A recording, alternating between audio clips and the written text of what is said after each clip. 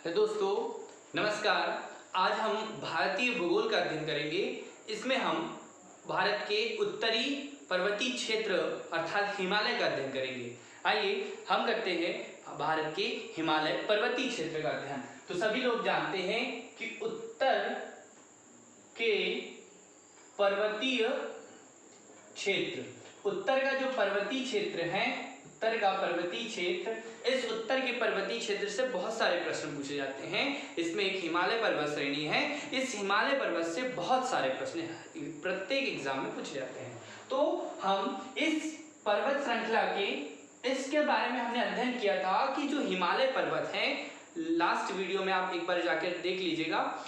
तो उसमें हमने बताया था कि हिमालय पर्वत की उत्पत्ति कैसे हुई। हिमालय पर्वत की उत्पत्ति, उससे संबंधित हमने कोवर और हैरी हेस के सिद्धांत को समझाया था, प्लेट टेक्टोनिक सिद्धांत को समझाया था। और उस सिद्धांत में ये बताया था कि जो हिमालय पर्वत है, यह हिमालय पर्वत तैतीस सागर के मलबों से मलबों के कारण बना हुआ है। तो आज का जो टॉपिक है वो उत्तर भारत का पर्वतीय क्षेत्र है। उत्तर का पर्वतीय क्षेत्र जिसमें हमें हिमालय का भाग जो है ट्रांस हिमालय, बृहद हिमालय, लघु हिमालय एवं शिवालिक श्रेणी का अध्ययन करना है। क्या बताया हमने? उत्तर का पर्वतीय क्षेत्र में ट्रांस हिमालय, बृहद हिमालय, लघु हिमालय, शिवालिक श्रेणी का अध्ययन करना है और जानना है कि इनसे आने वाले सभी प्रश्नों को कि इनका निर्माण कैसे हुआ, क्या हुआ। तो चलिए हम उत्तर के पर्वतीय क्षेत्र को देखते हैं। तो सबसे पहले उत्तर का पर्वतीय क्षेत्र जो है ये लगभग 6100 मीटर ऊंचा एवं 2500 किलोमीटर चौड़ा है, जिसकी लंबाई 2500 किलोमीटर है, जो पश्चिम से पूर्व की दिशा तक के फैला हुआ है। इसके बारे में हमने लास्ट वीडियो में बताया था। तो आज हम पढ़ रहे हैं हिमालय के चार भाग है। कौन सा? ट्रांस हिमालय, बृहद हिमालय, लघु हिमालय और शिवालिक श्रेणी। ट्रांस हिमालय जो है ये हिमालय से परे है। इसे तिब्बती हिमालय के नाम से भी जाना जाता है। ठीक है, ये महान हिमालय के भी उत्तर में है या उससे पहले बना हुआ है, अर्थात यूरेशियाई प्लेटों से बना हुआ है। ये अवसादी चट्टानों से मिलकर बना है। इस श्रेणी का निर्माण टर्सरी युग से कैम्ब्रियन युग तक की सभी युग में हुआ है। ये अवसादी चट्टानें पाई जाती हैं। यदि इस ट्रांस हिमालय को देखें, तो इस ट्रांस हिमालय को तीन भागों में हम बांट सकते हैं। एक है इसका काराकोरम श्रेणी, वहीं पर दूसरी है लद्दाख श्रेणी और तीसरी है जास्कर श्रेणी। आपको मैं बताऊं कि भारत का जो सर्वश्रेष्ठ ऊंचा पर्वत शिखर है वो है काराकोरम श्रेणी में K2। मतलब भारत की सबसे ऊंची चोटी कौन सी है? तो आपकी K2। इसका एक और नाम है गार्डविन आइस्टीन। ठीक है, गार्डविन आइस्टीन इसका अन्य नाम भी है। तो आपको ये ध्यान रखना है, काराकोरम श्रेणी भारत की सबसे ऊंची चोटी है, जो में ही सबसे ऊंची चोटी है गार्डविन आइस्टीन, या इसका एक अन्य नाम है गौरी नंदा। बहुत एग्जाम में प्रश्न पूछा जाता है गौरी नंदा से। ठीक है, नंदा देवी एक अलग है और यह गौरी नंदा। ठीक है, जिसकी ऊंचाई आपको याद रखना है 8611 मीटर। जिसकी ऊंचाई कितनी है? 8611 मीटर है। तो यहां से एग्जाम में प्रश्न पूछा जाएगा। ये जो काराकोरम श्रेणी है, ये काराकोरम श्रेणी पश्चिम में काराकोरम नाम से जानी जाती है, जो पूर्व में कैलाश श्रेणी के नाम से जानी जाती है। ठीक है, ये श्रेणी कैलाश श्रेणी के नाम से जानी जाती है, जो तिब्बत का क्षेत्र में जाती है। इसे बोन मेरो ऑफ एशिया कहा जाता है। बोन मेरो ऑफ एशिया मतलब इसे एशिया की रीढ़ की हड्डी कहा जाता है। तो आपको यहाँ से प्रश्न बनेंगे एग्जाम के लिए, आप ध्यान रखिएगा। इनसे प्रश्न जो भी आपको बनते हैं पूछ लीजिएगा। आप कमेंट करके जो भी आपको डाउट होगा आप क्वेश्चन कर सकते हैं, ठीक है। तो काराकोरम श्रेणी से मैंने आपको बताया यहाँ पर बहुत सारे ये हैं, इसी में एक लद्दाख श्रेणी आती है और इसी में जास्कर श्रेणी आती है, ठीक है। यदि हम देखें तो बृहद हिमालय, लघु हिमालय, शिवालिक श्रेणी को यदि हम भारत के मैप पर देखें तो कुछ इस तरह से भी दिखते हैं, कुछ इस तरह से आपका ये भारत का मैप है। इसमें आपको एक एक श्रेणियों के बारे में मैं बताऊंगा। तो जो आपका ये मैप है इसमें हम ट्रांस हिमालय को देखें तो ट्रांस हिमालय आपका ये वाला जो भाग है, ट्रांस हिमालय का एक भाग है जिसको हम काराकोरम कहेंगे। इस दूसरी श्रेणी को हम लद्दाख कहेंगे और ये जो तीसरा वाला जो हम बना रहे हैं इस तीसरी श्रेणी को हम जास्कर कहेंगे, ठीक है, ये जास्कर। तो आपको ये ध्यान रखना है कि कोई श्रेणी है कौन सी, ये वाली जो श्रेणी है ये है जास्कर, लद्दाख, मैं लिख देता हूं काराकोरम श्रेणी, लद्दाख श्रेणी और जास्कर श्रेणी। बहुत इंपॉर्टेंट है, यहां से एग्जाम में प्रश्न पूछा जाता है काराकोरम श्रेणी से, लद्दाख श्रेणी से, जास्कर श्रेणी से। जो काराकोरम श्रेणी है इसी श्रेणी में, पर्वत श्रेणी में, इसी में K2 स्थित है। K2 जो है भारत की सबसे ऊंची चोटी है, ध्यान रखिएगा। K2 जो है भारत की सबसे ऊंची चोटी है, इसकी जो ऊंचाई है वो 8611 मीटर है। आपसे एग्जाम में प्रश्न पूछा जाता है, इसकी ऊंचाई से भी प्रश्न पूछा जाता है, तो आपको इसके बारे में ध्यान रखना है, यहां से प्रश्न पूछा जाएगा, ठीक है। ओके, तो आपके K2 से प्रश्न आएगा, बता दीजिएगा। यहाँ पर काराकोरम दर्रा भी स्थित है। इसी काराकोरम श्रेणी में दुनिया का सबसे ऊंचाई पर स्थित सियाचिन ग्लेशियर आप सभी जानते होंगे। ग्लेशियर जो है इसे हम हिमनद भी कहते हैं, हिमनद के नाम से भी जानते हैं। जो 72 वर्ग किलोमीटर क्षेत्र में फैला हुआ है सियाचिन ग्लेशियर, जो दुनिया का सबसे अधिक ऊंचाई पर स्थित है, वो इसी क्षेत्र में स्थित है, ठीक है। आपको यहां से प्रश्न बनेंगे। जो काराकोरम मैंने एक बताया, काराकोरम श्रेणी एशिया की बोन मैरो है, ये भी आपको ध्यान रखना है। यहां से अगला जो प्रश्न बहुत इंपॉर्टेंट प्रश्न है कि जो आपकी सिंधु नदी है, जो आपकी सिंधु नदी है, ये जो सिंधु नदी है, सिंधु नदी का उद्गम मानसरोवर झील से हुआ है। मानसरोवर झील के पास एक झील है, उससे हुआ है, लगभग इसी के पास से। ये जो नदी है, ये नदी आपके लद्दाख और जास्कर के मध्य बहती हुई कराची के निकट आपके अरब सागर में गिर जाती हैं, ठीक है। यहाँ से प्रश्न पूछा जाता है। ये 2900 किलोमीटर के लगभग में बहती है सिंधु नदी। इसी के किनारे आज से 2500 ईसा पूर्व, या ये कहें कि 5000 ईसा पूर्व, 2350 1750 ईसा पूर्व यहाँ पर एक सभ्यता पनपी थी, उसका नाम था सिंधु घाटी सभ्यता। तो आपको ध्यान रखना, सिंधु नदी जो है ये इसी कौन सी दो श्रेणी, लद्दाख और जास्कर श्रेणी के मध्य से बहती है। और सिंधु की एक सहायक नदी है जिसका नाम है श्योक। सिंधु की एक सहायक नदी है जिसका नाम है श्योक। ये आपके लद्दाख और काराकोरम श्रेणी के मध्य बहती है। यहाँ से एग्जाम में प्रश्न पूछा जाएगा, ध्यान रखिए। इस बार इस मैप को ध्यान से देख लीजिए।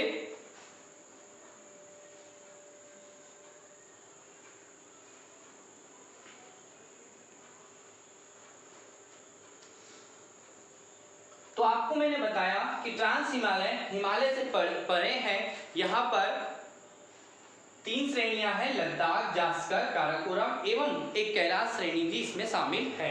जो कैलाश श्रेणी है वो आपकी यहाँ पर स्थित जो श्रेणी है वो है कैलाश श्रेणी। कैलाश यात्रा, मानसरोवर यात्रा जो यहाँ पर ये तिब्बती क्षेत्र है, इस क्षेत्र में वे श्रेणियां हैं, ठीक है। आपको ये ध्यान रखना है, यहाँ से एग्जाम में प्रश्न पूछा जाता है।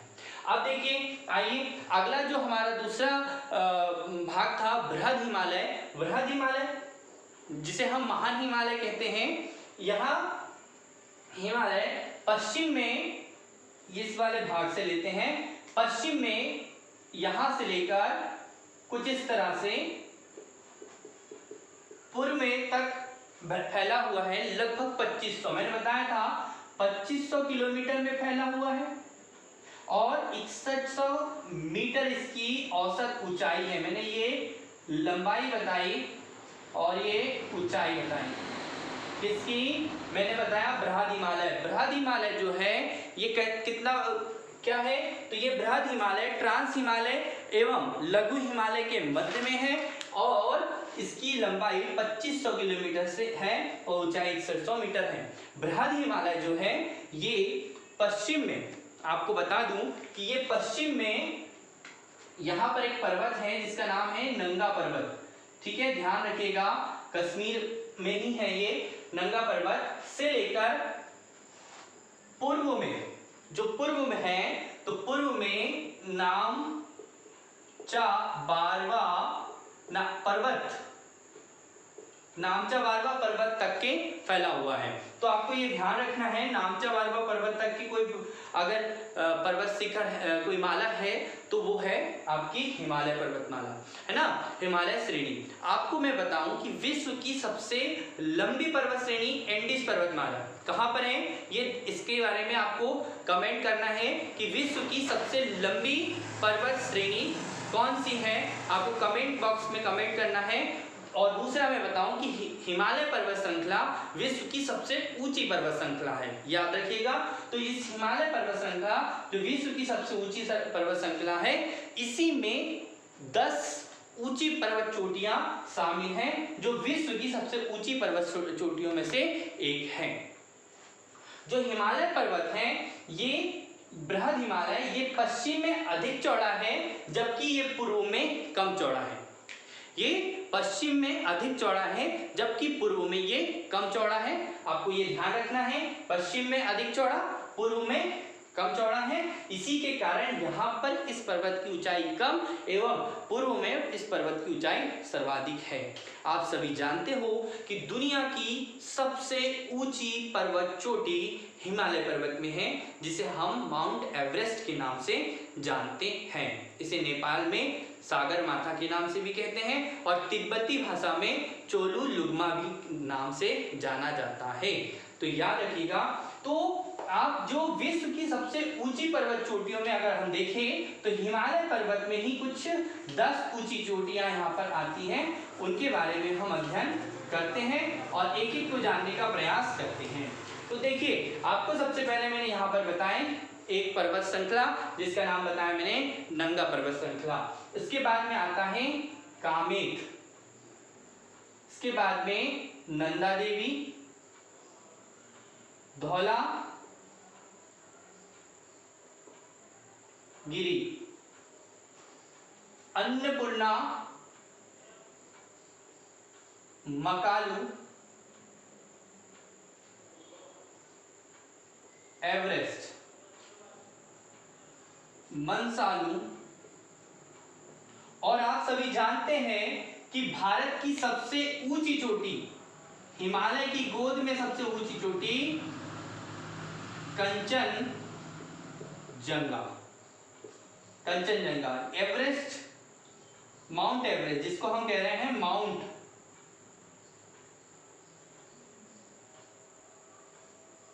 एवरेस्ट।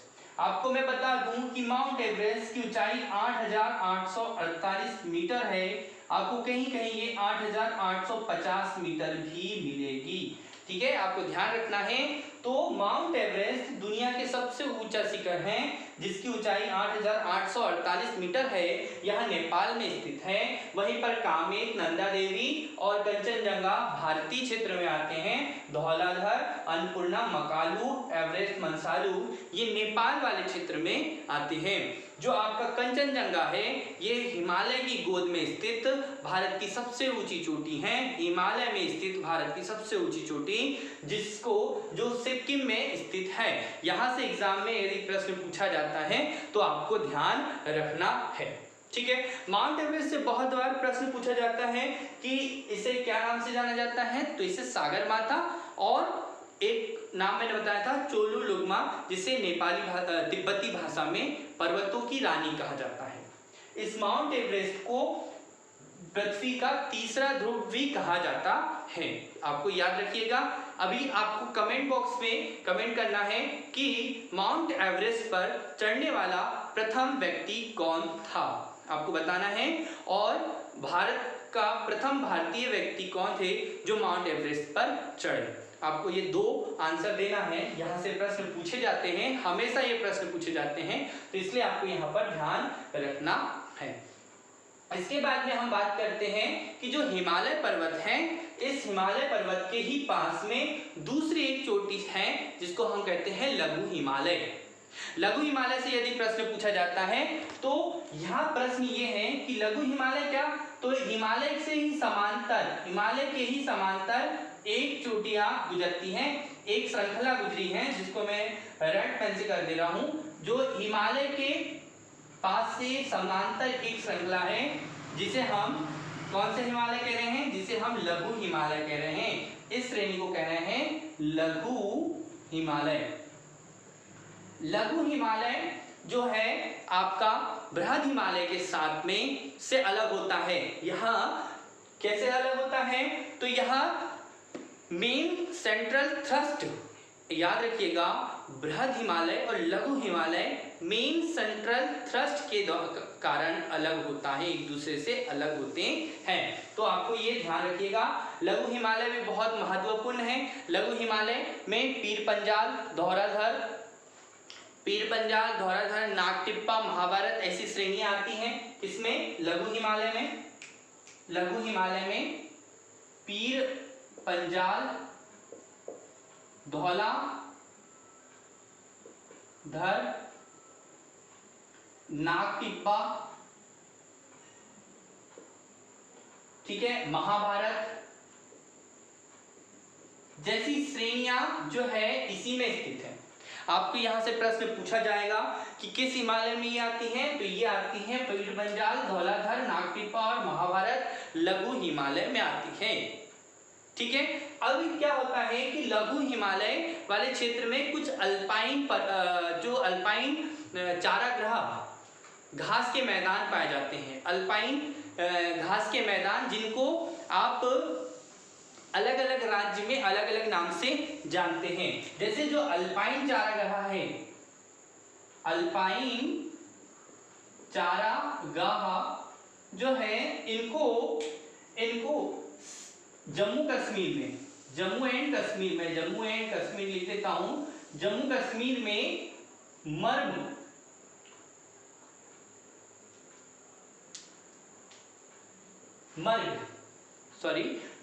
गुलमर्ग,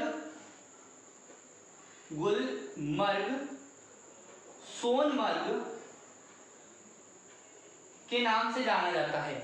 जम्मू कश्मीर में इसे गुलमर्ग, सोनमर्ग के नाम से जाना जाता है। जबकि उत्तराखंड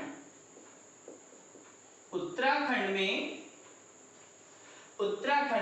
बुग्याल एवं प्यार के नाम से भी जाना जाता है। ठीक है, तो आपको ध्यान रखना है कि जो लघु हिमालय है, इस लघु हिमालय में पीर पंजाल, धौलाधर, नागटिप्पा, महाभारत जैसी श्रेणियां हैं। इसी में अल्पाइन चारागाह के जम्मू कश्मीर में गुलमर्ग और सोनमर्ग, वहीं पर उत्तराखंड में बुग्याल और प्यार जैसी जो श्रेणियां घास के मैदान पाए जाते हैं। अब मैं आपको आगे बताऊं, ये आप नाम लिख लीजिएगा, एक बार मैं लास्ट में आपको समझा दूंगा, इन श्रेणियों के नाम लिख दूंगा। ठीक है, तो जो उत्तराखंड, जो इस लघु हिमालय है, इसमें कुछ घाटियां पाई जाती हैं, उन घाटियों के बारे में हम अध्ययन करते हैं। तो वो घाटियां कौन सी है, तो आपने सुना होगा कि कश्मीर घाटी, कश्मीर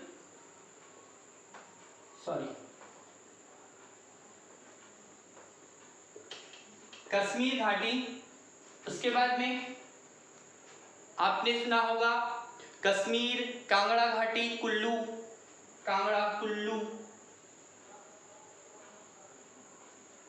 कांगड़ा जैसी कुछ घाटियां हैं जो इस लघु हिमालय क्षेत्र में पाई जाती हैं। आपको मैं बता दूं कि घाटियां क्या होती हैं। घाटियां वह क्षेत्र होता है जो दो पर्वत श्रेणियों के मध्य में समतल मैदानी क्षेत्र। इन्हें हम कहीं कहीं नदियों के द्वारा लाई गई मिट्टियों से बनाया गया वह मैदानी क्षेत्र, उसे भी हम घाटी कहते हैं, उसे भी हम घाटी क्षेत्र कहते हैं। ये आपको ध्यान रखना है। तो यहाँ पर प्रश्न पूछा जाता है, तो मैंने बताया आपको कुछ घाटियों के बारे में, फिर से लिख देता हूं। घाटियां जो है, पहला मैंने बताया कश्मीर घाटी, कुल्लू घाटी, कांगड़ा घाटी। आपको आसानी से याद होगा, कश्मीर, कुल्लू, कांगड़ा जैसी घाटियां जो है ये इस लघु हिमालय क्षेत्र में ही पाई जाती हैं। आपको ये ध्यान रखना है, यहाँ से एग्जाम में प्रश्न पूछा जाएगा।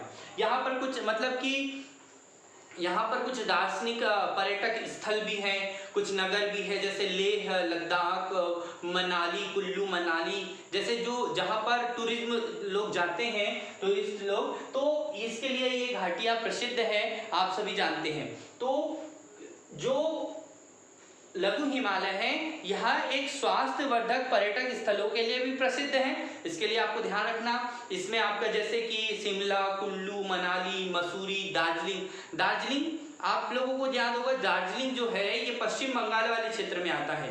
तो ये भी प्रश्न पूछा जाता है कि दार्जिलिंग किस राज्य में है।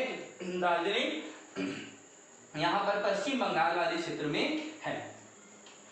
अब अगर हम इससे, मैंने लास्ट बताया था आपको कि जो लघु हिमालय है ये बृहद हिमालय से मेन सेंट्रल थ्रस्ट के द्वारा अलग होता है, वहीं पर लघु हिमालय शिवालिक श्रेणी से मेन बाउंड्री, जो आपकी मेन बाउंड्री फॉल्ट होता है, नाम दिया गया उनको मेन बाउंड्री फॉल्ट से अलग होता है।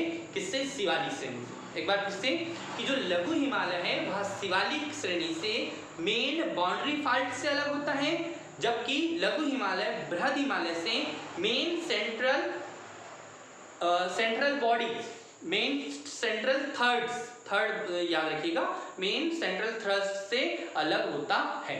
तो आपको ये प्रश्न एग्जाम में पूछा जाएगा, इनसे जो भी प्रश्न बनेंगे। अगला हम देखते हैं कौन सी श्रेणी? शिवालिक श्रेणी। ये वाला जो हमने बताया था इसका नाम हमने क्या बताया? लघु हिमालय। इस श्रेणी को हमने बताया लघु हिमालय। इसी के पास में एक दूसरी श्रेणी आ रही है, इस श्रेणी का नाम है, आप सभी जानते हैं कि ये श्रेणी पीर पंजाल मतलब पंजाब के पोटवार क्षेत्र से, किस क्षेत्र से? तो पंजाब के पोटवार ये कहां पर है? तो ये है अभी पाकिस्तान वाले क्षेत्र में, ठीक है। तो पंजाब, पाकिस्तान के पंजाब के पोटवार क्षेत्र से ये आपकी कोसी नदी तक के, कौन सी नदी तक के? कोसी नदी तक के, जो कि पश्चिम में, मैंने बताया पश्चिम में हिमालय पर्वत की चौड़ाई अधिक है और पूर्व में इसकी चौड़ाई कम है। तो जब ये लगभग नेपाल के पास में आकर यह खत्म हो जाता है और यह हिमालय पर्वत जो बृहद हिमालय लघु हिमालय है उसमें जुड़ जाता है। तो पश्चिम के पोटवार से लेकर कोसी नदी तक के यह विस्तृत है, ठीक है। इसे हिमालय, यहाँ जो शिवालिक श्रेणी है, ये वाली जो श्रेणी लिखा है ये है शिवालिक श्रेणी। ये श्रेणी सबसे नवीन श्रेणी है, ठीक है।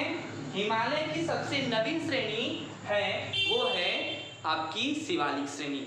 इसे हिमालय का पाद कहा जाता है, यहीं से हिमालय पर्वत स्टार्ट होता है, ठीक है। इसके दक्षिण में, इसके नीचे में क्या है? तराइन क्षेत्र है, इसके दक्षिण में तराइन क्षेत्र आता है। तो आपको मैंने बताया लघु हिमालय, बृहद हिमालय एवं शिवालिक श्रेणी, बहुत सारे प्रश्न पूछे जाते हैं, ठीक है। इसमें जो शिवालिक श्रेणी है इसमें कई घाटियां हैं शिवालिक श्रेणी में, जिसमें हम इसको अलग अलग क्षेत्र में अलग नाम से जाने जाते हैं। जैसे घाटियों को अगर देखें तो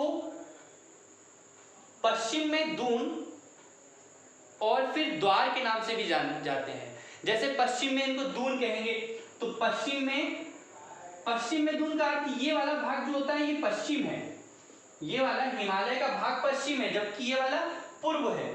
ठीक है, तो पश्चिम में इन्हें दून कहते हैं। जैसे देहरादून,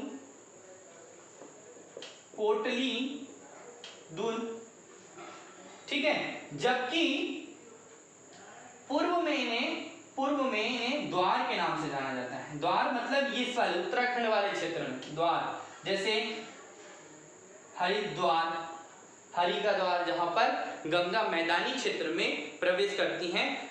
गंगा जो है हरिद्वार से ही मैदानी क्षेत्र में प्रवेश करती हैं, जबकि ऊपर वाले भाग में वहां पर्वतीय क्षेत्र से बहकर मैदानी क्षेत्र में आती हैं। तो आपको ध्यान रखना है।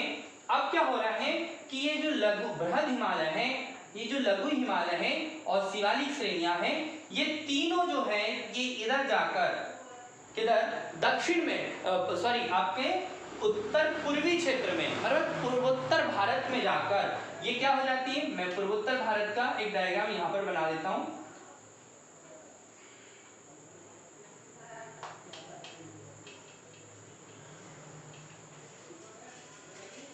इस वाले क्षेत्र में वो क्या हो जाती हैं, आपस में मिल जाती हैं। जब ये आपस में मिलती हैं तो कुछ 3-4 श्रेणियों का निर्माण कर लेती हैं, कुछ 3-4 श्रेणियों का निर्माण करती हैं, जिनको वहां की स्थानीय जनजाति के आधार पर डाफला,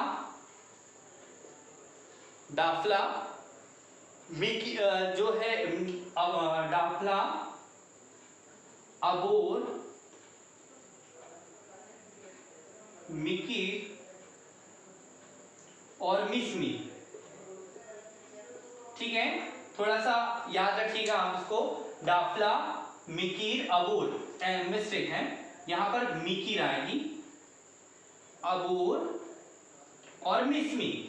ये 3 नाम से चार पर्वत श्रेणियों में ये बट जाती हैं। तो आपको ध्यान रखना है कि इनसे आने वाले सभी प्रश्नों को समझना है। क्या प्रश्न पूछा जाएगा? प्रश्न होगा कि उत्तरी पर्वतीय क्षेत्र की सबसे ऊंची चोटी या भारत की सबसे ऊंची चोटी K2 गार्डविनाइस्टीन ये किस श्रेणी में है? तो ये काराकोरम श्रेणी में। काराकोरम श्रेणी किस हिमालय में आती है? ट्रांस हिमालय में आती है।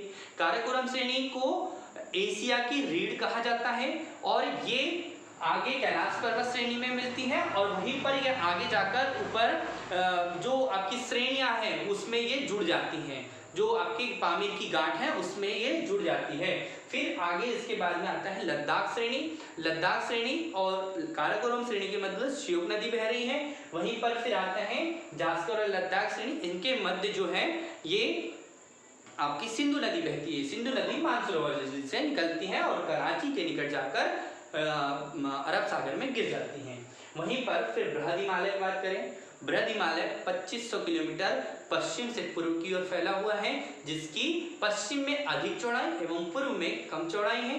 ठीक है, यहाँ विश्व की सबसे ऊंची पर्वत चोटी है, पर्वतमाला है, ऊंची पर्वतमाला है, जिसमें माउंट एवरेस्ट स्थित है, जो नेपाल राज्य में देश में है। इसकी सबसे ऊंची चोटी है, जो दुनिया की सबसे ऊंची चोटी है, 8,848 मीटर।